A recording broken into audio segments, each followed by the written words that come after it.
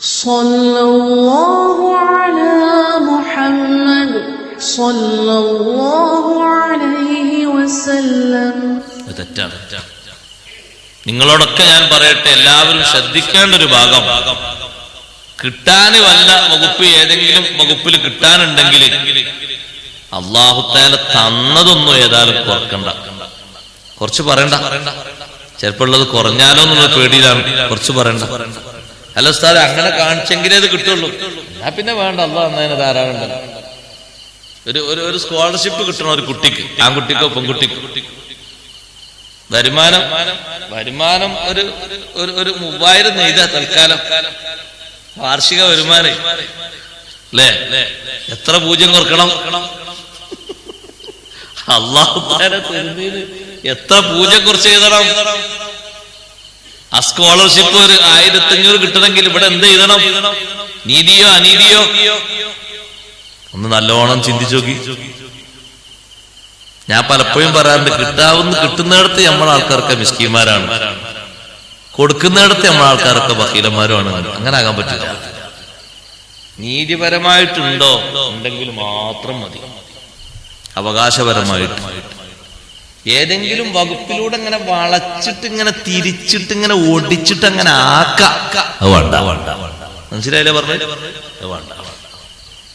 എന്തിനാണ് അതൊക്കെ? വലിയ വലിയ ഭാരിച്ച കട്ടയും കനയുമായിട്ട് ഏറ്റിക്കൊണ്ടുവരണ്ടിനോട് വരുമ്പോ. കാരണം അതിന്റെ ഒരു അവകാശമുള്ള ആൾക്കാർ ഇഷ്ടംപോലെ നാട്ടിലുണ്ട്.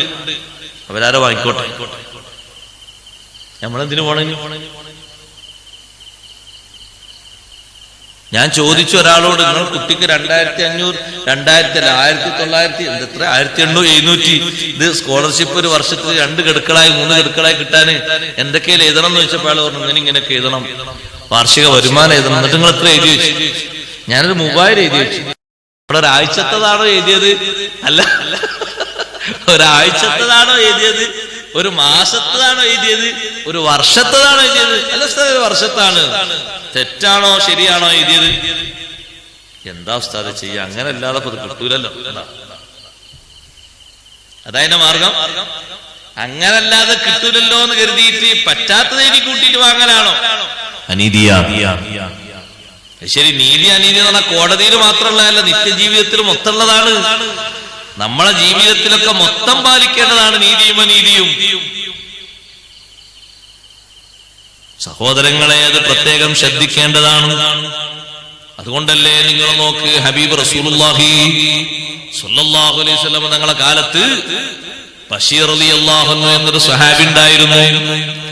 ബഷീർ റളിയല്ലാഹു അൻഹുവിന്റെ മകൻ നുഅ്മാൻ റളിയല്ലാഹു അൻഹുവിന് തന്റെ സമ്പത്തിൽ നിന്നൊരു വിഹിതം കൊടുക്കാൻ ഉദ്ദേശിച്ചു.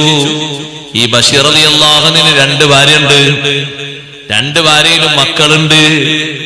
അപ്പോ നുഅ്മാൻ റളിയല്ലാഹു അൻഹു എന്ന മോനാ കൊടുക്കുന്നത്. നുഅ്മാൻ റളിയല്ലാഹു അൻഹുവിന്റെ ഉമ്മ ഭർത്താവിനെ വിളിച്ചിട്ട് പറഞ്ഞു, അല്ല ഭർത്താവേ, എന്റെ മോന് മാത്രല്ലേ നിങ്ങൾ കൊടുക്കുന്നത്? മറ്റേ ഭാര്യയിലും നിങ്ങൾക്ക് മക്കളില്ലേ? ഇതുപോലെ അവർക്കും നിങ്ങൾ കൊടുക്കണ്ടേ? കൊടുക്കുന്നില്ലല്ലോ. ഇപ്പൊ നിങ്ങൾ എന്റെ മോന് നുഅ്മാന് മാത്രല്ലേ കൊടുക്കുന്നത്?